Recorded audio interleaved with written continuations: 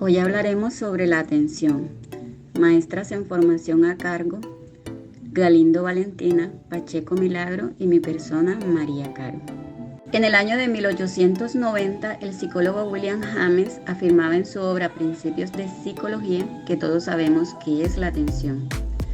Sin embargo, después de muchos años de investigación desde entonces hasta nuestros días, esta afirmación no parece ser tan clara ni tan evidente, ya que algunos estudiosos sobre la atención han llegado a señalar que en realidad nadie sabe qué es la atención, como tampoco los psicólogos se han logrado poner de acuerdo sobre un concepto único de este tema.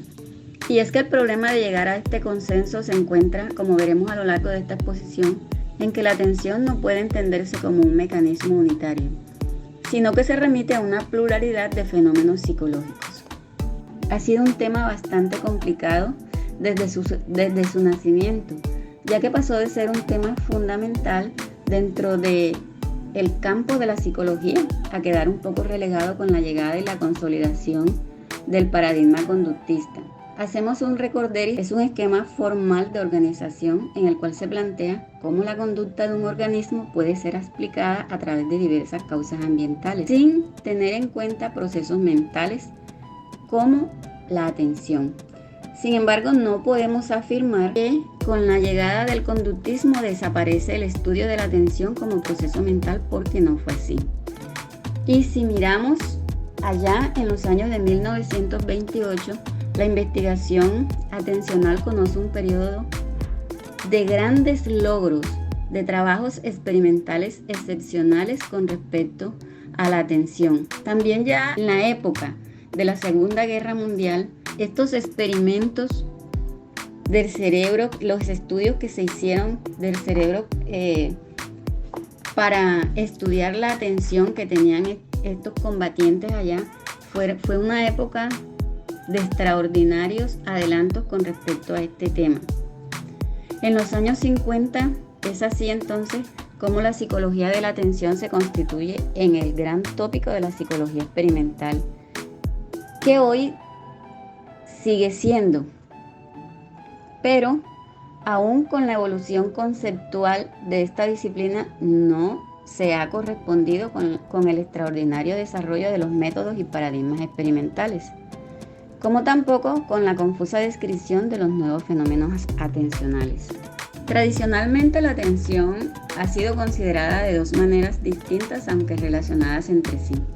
Por una parte, se ha considerado un aspecto de la percepción cuya función es actuar como un filtro de los estímulos ambientales, decidiendo cuáles son más importantes y dándoles prioridad a estos por medio de la concentración. Por otro lado, se ha considerado también como el mecanismo que controla y regula los procesos cognitivos. Es así como veremos diferentes conceptos de autores sobre qué es la atención. En primer lugar tenemos a William James, que en 1890 definía la atención como el proceso por el que la mente toma posesión de forma vivida y clara de uno de los diversos objetos o trenes de pensamiento que aparecen simultáneamente, y tenían en cuenta la focalización y la concentración de la conciencia, los cuales eran su esencia. Esto implicaba la retirada del pensamiento de varias cosas para tratar efectivamente otras. Luego, en el año de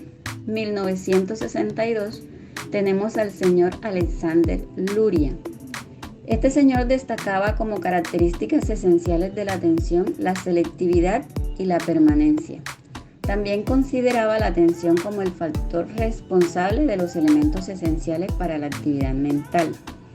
Y este proceso se mantenía a través de la vigilancia sobre el curso de la actividad mental. Dicho de otra forma, Luria consideraba, o para él la atención era un proceso selectivo de la información. Se pueden dar dos tipos de atención, una atención involuntaria y una atención voluntaria. Dentro de la atención voluntaria, él decía que esta atención era producida por un estímulo intenso, nuevo e interesante para el sujeto, y que esto equivalía al reflejo de la orientación, y sus mecanismos eran comunes a los hombres y a los animales, o sea que esta atención podía ser de hombres y animales, mientras que la atención voluntaria implicaba la concentración y control y estaba relacionada con la voluntad y consistía en la selección de unos estímulos independientemente de otros, y que esta atención era exclusiva del hombre. Señor Ballesteros en el año 2000. Ballesteros decía que la atención era el proceso por el cual podemos dirigir nuestros recursos mentales sobre algunos aspectos del medio, los más relevantes, o bien sobre la ejecución de determinadas acciones que consideramos más adecuadas entre todas las posibles.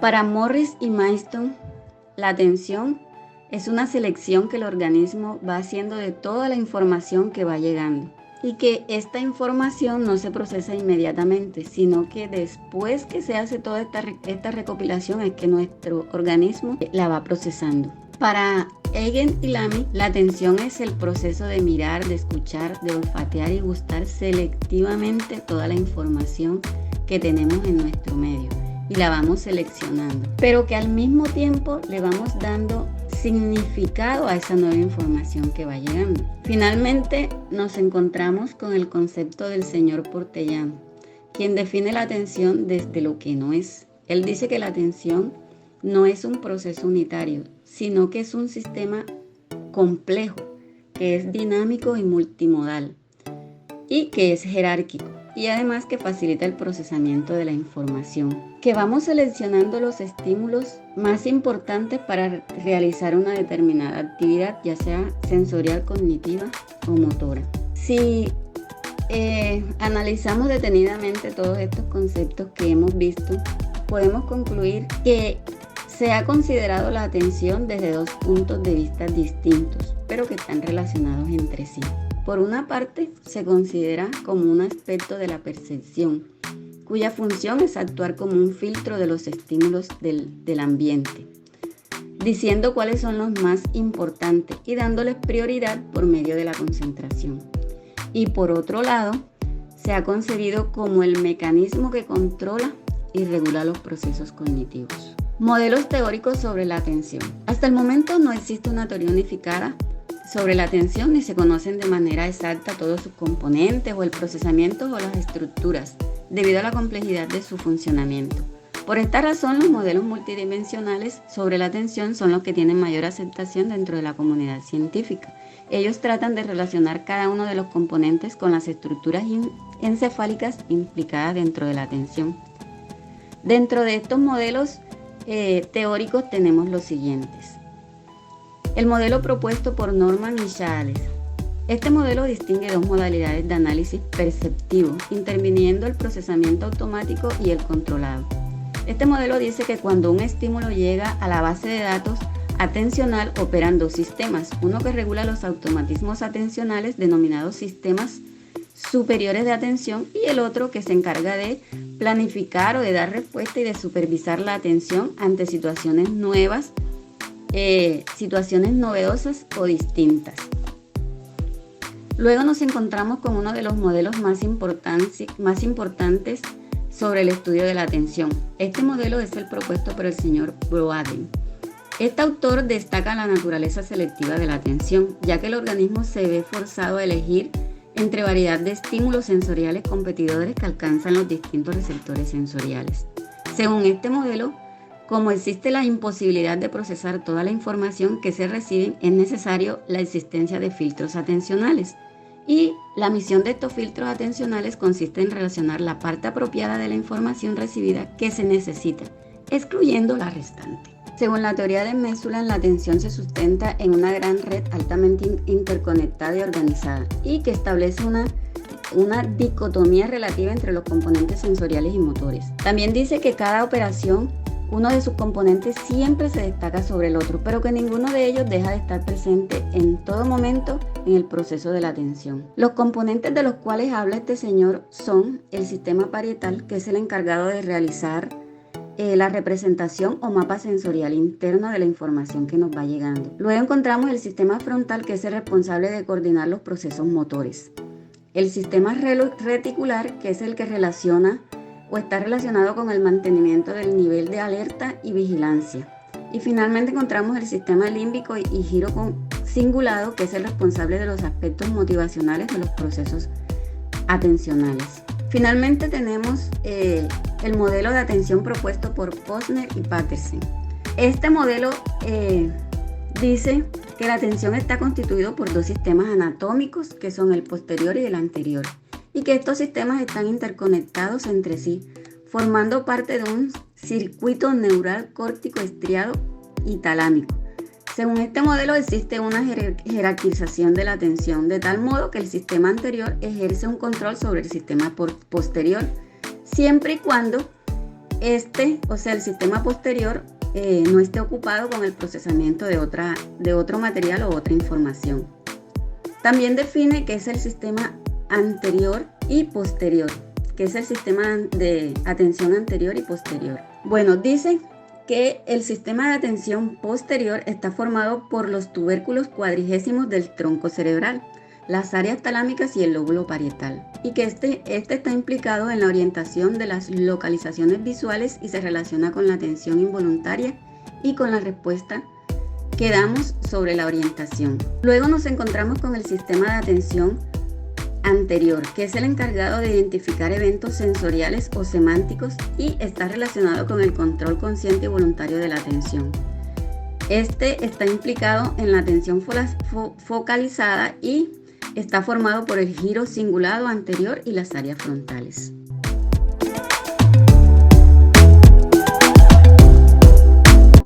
Modalidad de la atención focalizada. Es la capacidad mediante la cual el foco de atención se concentra en un objeto concreto, resistiendo el incremento de la fatiga y las condiciones de distractibilidad. Requiere un nivel de alerta suficientemente activo, aunque depende referentemente de los factores motivacionales de cada sujeto. No existe consenso sobre su origen, o sea, una naturaleza sensorial inicial y los procesos perceptivos que realiza una selección entre varios estímulos. Modalidad de la atención sostenida. Es la capacidad mediante la cual el foco de atención se puede mantener activo durante un periodo más o menos prolongado del tiempo, resistiendo la fatiga y la presencia de elementos distractores. Esta clase de atención se da cuando una persona realiza una determinada actividad durante un periodo de tiempo, procurando que la eficacia se mantenga durante todo el tiempo que dura el ejercicio de una tarea. La atención sostenida, por tanto, consiste en procesar un patrón de estímulos determinados del modo más eficaz durante un espacio de tiempo determinado.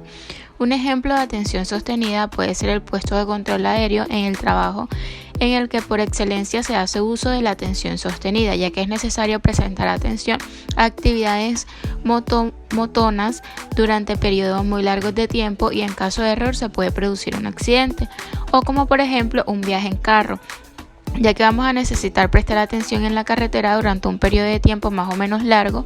La fatiga o las distracciones durante un trayecto de coche pueden tener consecuencias fatales. Modalidades de la atención alternante. Es una modalidad de atención voluntaria de alto nivel con mayor entidad que la atención focalizada y sostenida, porque requiere de la utilización de mayores recursos cognitivos.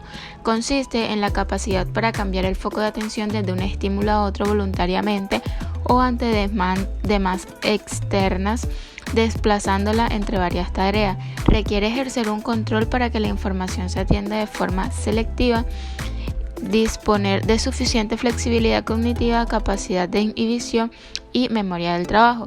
Un ejemplo de atención alternante puede ser leer un texto mientras hablamos y una madre que lava, cuida a un bebé y cocina a la vez. Modalidad de atención selectiva. Es la capacidad para mantener una determinada respuesta ante un estímulo, a pesar de que existan otros estímulos distractores que de manera simultánea compiten entre sí. Seleccionar y activar los procesos cognitivos enfocándolos sobre aquellos estímulos o actividades que interesen, anulando los que son irrelevantes que están ejerciendo competencia durante el proceso de atención selectiva. Se trata de una modalidad atencional que involucra mayor exigencia cognitiva, ya que requiere más esfuerzo para responder a un determinado estímulo de forma exitosa. Un ejemplo de atención selectiva puede ser tratar de seguir una conversación con una persona en un entorno ruidoso mientras otras personas hablan entre sí de manera simultánea. Modalidades de la atención dividida. Es la habilidad que tiene una persona para dar varias respuestas simultáneas ante diferentes estímulos realizando tareas igualmente diferentes ante cada una de ellas. La atención dividida implica prestar atención a por lo menos 2 estímulos al mismo tiempo.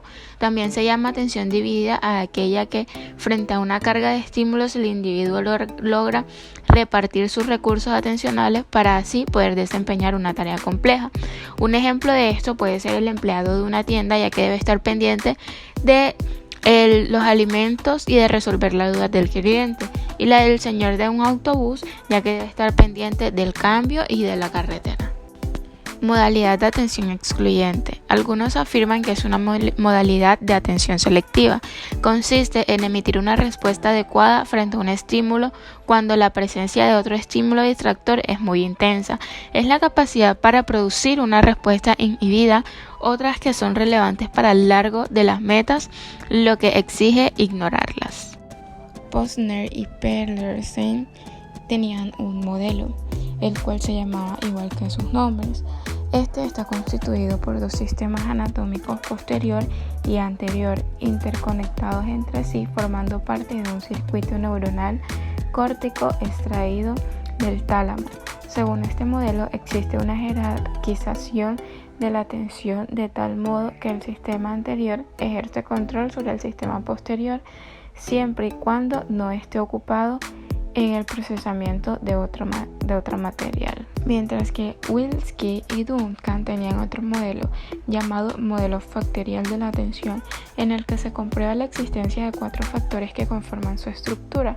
En este está la focalización, que es la capacidad para concentrar los recursos atencionales en un estímulo situado dentro de un entorno lleno de distractores. El sostenimiento, que es la capacidad para permanecer en una misma tarea durante un periodo de tiempo respondiendo de manera eficiente. El de cambio, que implica el desvío del foco atencional de manera flexible y eficiente, y el condición, que permite mantener la información de modo simultáneo mientras se realizan algunas actividades cognitivas. Las modalidades más básicas e involuntarias de la atención dependen de la actividad de las áreas más subcorticales del encéfalo, mientras que a medida que la actividad atencional adquiere un mayor protagonismo como actividad voluntaria y propositiva, son las áreas corticales de asociamiento las que se implican más activamente.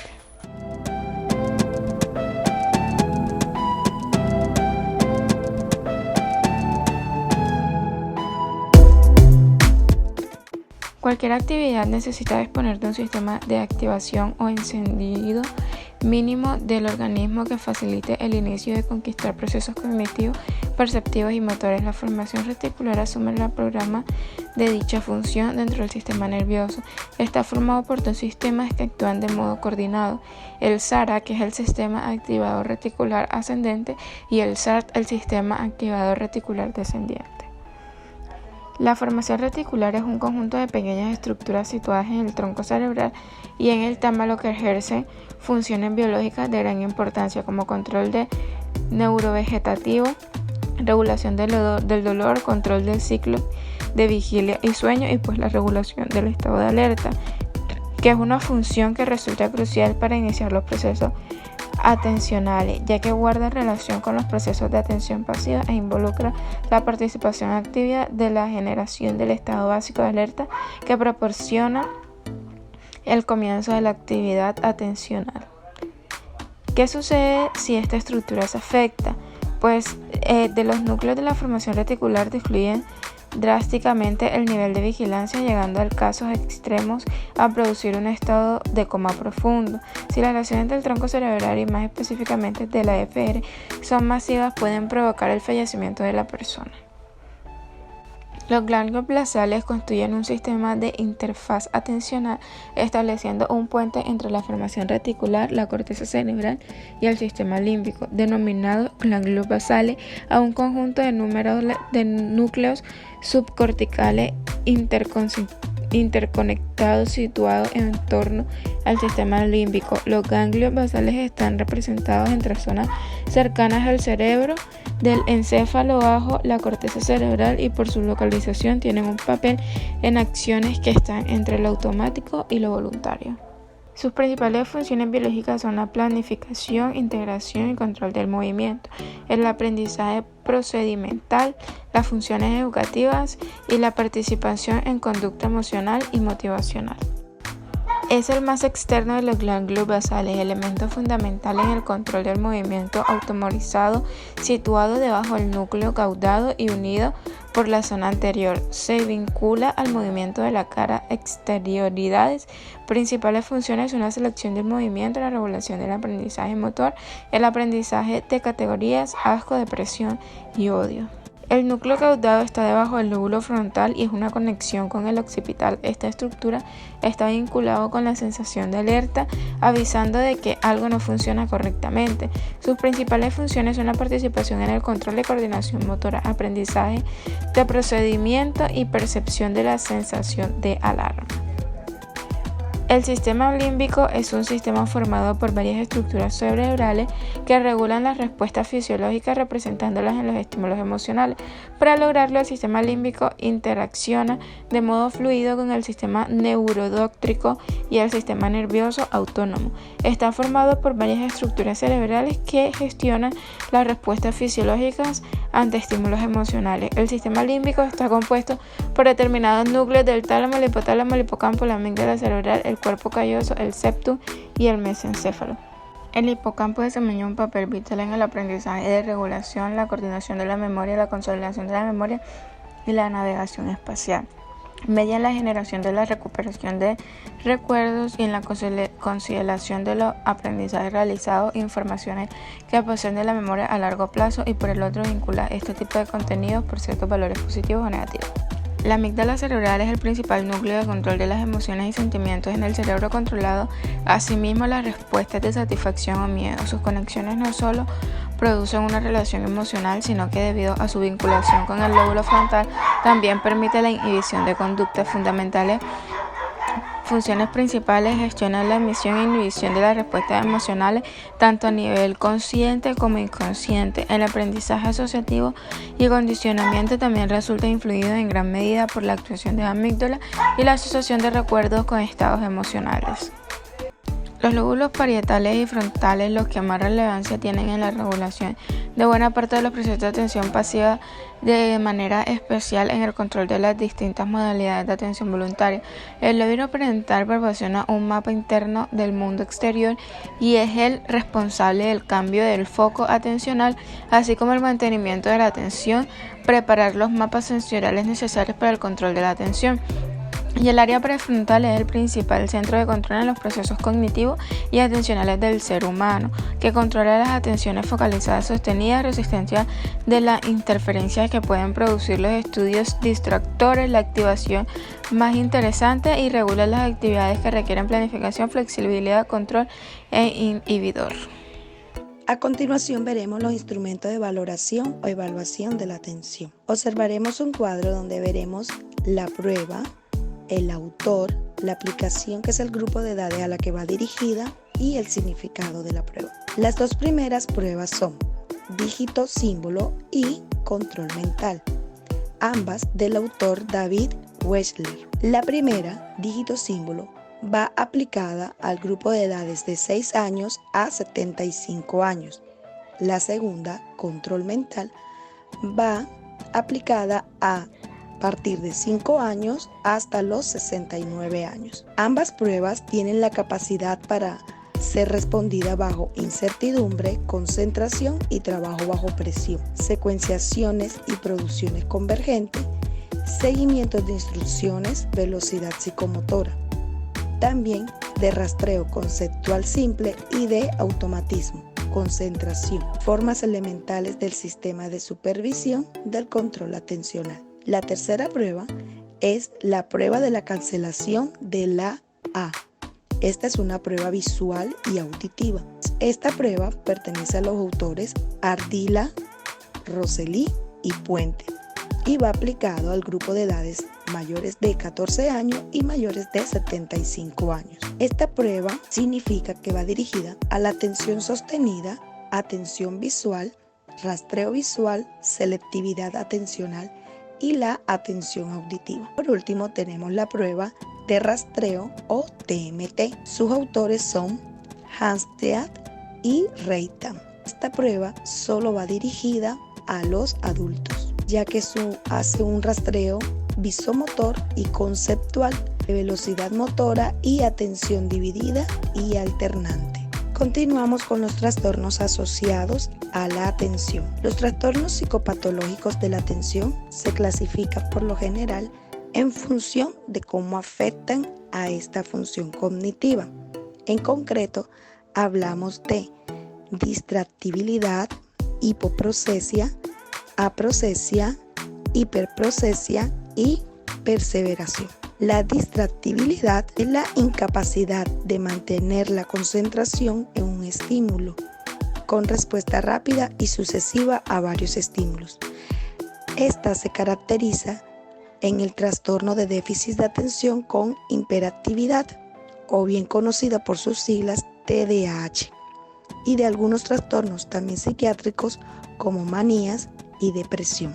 La hipoprocesia es la disminución de la capacidad de atención pasiva y activa. Está presente en el retardo mental y en la depresión. Apropesia es la incapacidad de fijar la atención. Esto sucede en las intoxicaciones y las demencias. Otros trastornos como la hiperprocesia es la excesiva atención sobre un estímulo determinado con incapacidad de responder a otros estímulos.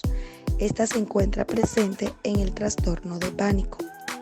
Y por último, perseveración. Es la tendencia a permanecer en una misma actividad con gran dificultad para cambiar a otro patrón de respuesta. En los niños es importante descartar la falta aparente de atención debido a desmotivación o falta de interés antes de establecer un diagnóstico de déficit de atención, ya que en estos casos la sintomatología no es constante y varía en distintos ambientes.